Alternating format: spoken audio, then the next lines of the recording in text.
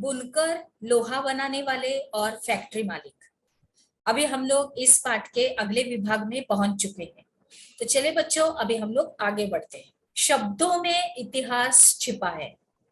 Europe के व्यापारियों ने भारत से आया बारीक जो सूती कपड़ा रहता था, वो सबसे पहले मौजूदा इराक के मोसुल शहर में अरब के व्यापारियों के पास देखा था। अभी इसी आधार पर उन्होंने क्या किया कि बारीक बुनाई वाले जो सभी कपड़ों को मसलिन यानी मलमल कहते हैं, उन्हें जल्दी ही यह शब्द खूब प्रचलित हो गया था। अभी मसालों की तलाश में जब पहली बार पुर्तगाली भारत में आए तो उन्होंने दक्षिण पश्चिमी भारत में केरल के तट पर कालीकट में अपना डेरा डाला था, और यहाँ से वे मसालों के साथ साथ ही सूती कपड़ा भी लेते गए और कालीकट से निकले शब्द को कैली को कहने लगे। क्या कहने लगे? कैली को।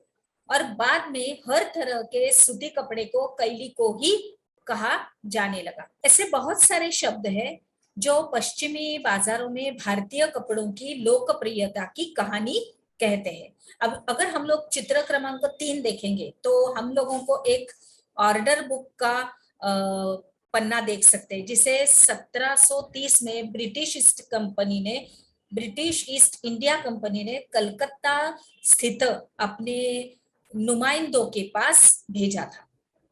अब वही के मुताबिक उस साल के कपड़े के 5,89,000 थानों का ऑर्डर मिला था। और यदि आप इस वही के पन्नों को पलटते तो आपको पता चलता कि उसमें सूती और रेशमी कपड़ों की 98 यानी 98 किस्सों का जिक्र किया गया है। यूरोपीय व्यापारी उन्हें पीस गुड़ से कहते थे, जो आमतौर पर 20 गज लंबा है और गज चौड़ा थान होता था। आइए अब इसी वही में दो गई विभिन्न किस्मों के नामों को हम लोग देखते हैं। थोक में जिन कपड़ों का ऑर्डर दिया गया था उनमें छापेदार सूती कपड़े भी शामिल हुए थे, मतलब वो भी उसमें शामिल थे। उन्हें ये व्यापारी शिंज यानी कोसा या खस्सा और बंडाना कहते थे। क्या आप जानते हैं कि अंग्रेजी का शिंज शब्द कहाँ से आया है? जी हाँ, यह हिंदी के छिंड शब्द से निकला हुआ ये शब्द है शिंज। हमारे यहाँ छिंट रंगीन फूल पत्तियों वाले छोटे छापे के कपड़े को कहा जाता है। 1680 के दशक तक इंग्लैंड और यूरोप में छापेदार भारतीय सूती कपड़े की जबरदस्त मांग पैदा हो चुकी थी। आकर्षक फूल पत्तियों, बारीक रेशे और सस्ती कीमत की वजह से भारतीय कपड़े का एक अलग ही रुतबा था। और इंग्लैंड के रईस ही नहीं बल्कि खुद महारानी भी भारतीय कपड़ों से बने परिधान पहनती थी। वो भी वही पोशाक पहनती थी जो भारतीय कपड़ों से बने हुए रहते थे। बंडाना शब्द का इस्तेमाल गले या सिर पर पहनने वाले चटक रंग के छापेदार गुलबंद के लिए किया जाता है। यह शब्द हिंदी के बांधना शब्द से निकला हुआ है।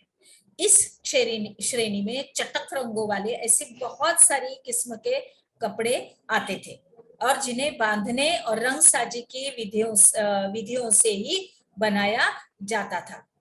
और वही में कई दूसरी तरह के कपड़ों का भी जिक्र है जिनका नाम उनके जन्म स्थान के अनुसार लिखा गया है, जैसे कासिम बाजार, पटनार, कलकत्ता, उड़ीसा, चारपुर आदि।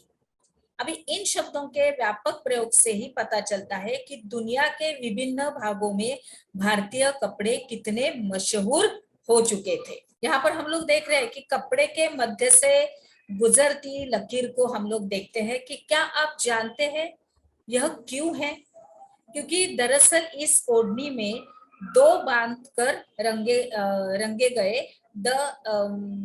एंड डाई रेशमी कपड़े के टुकड़ों को सोने की कढ़ाई के जरिए एक दूसरे से सी दिया गया है। और बंडाना शैली के कपड़े अधिकांशत हम लोग अगर देखेंगे तो राजस्थान और गुजरात में बनाए जाते थे।